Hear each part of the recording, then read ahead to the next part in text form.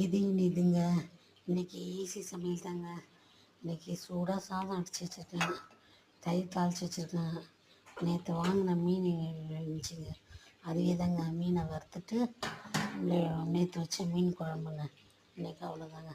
Sunday எப்பயுமே நாங்கள் மீன் குழம்பு வச்சோம்னா மறுநாளும் அதே மீன் இருக்குங்க. அதனால் மீன் குழம்பு, மீன் வறுவல். இன்றைக்கி சமையல் அவ்வளோதான், ரொம்ப சிம்பிளாக அன்றைக்கி முடிஞ்சு. ஒரு சாதம் அடித்தா போதும், ஏன்னா நேற்று வச்சது லெஃப்ட் ஓவரே இருக்குதுங்க. எப்பயும் மீன் வந்தால் நிறைய தாங்க வாங்குவோம். எங்களுக்கு மறுநாள் தான் முதல்ல மறுநாள் மீன் குழம்பு தான் ரொம்ப பிடிக்கும். அது இட்லிக்கும் ஆகிடும், மதியான சாப்பாட்டுக்கும் ஆகும். எங்களுக்கு அந்த நேற்று வச்ச மீன் குழம்பு, இட்லி, சாதம் ரொம்ப பிடிக்கும். அதனால் எப்பயுமே மீன் குழம்புனா நிறைய வச்சிடறது. மறுநாள் மீன் சாப்பிட்ற அளவுக்கு தான் வாங்குறது. வாங்கி இன்றைக்கும் மீன் குழம்பு தாங்க.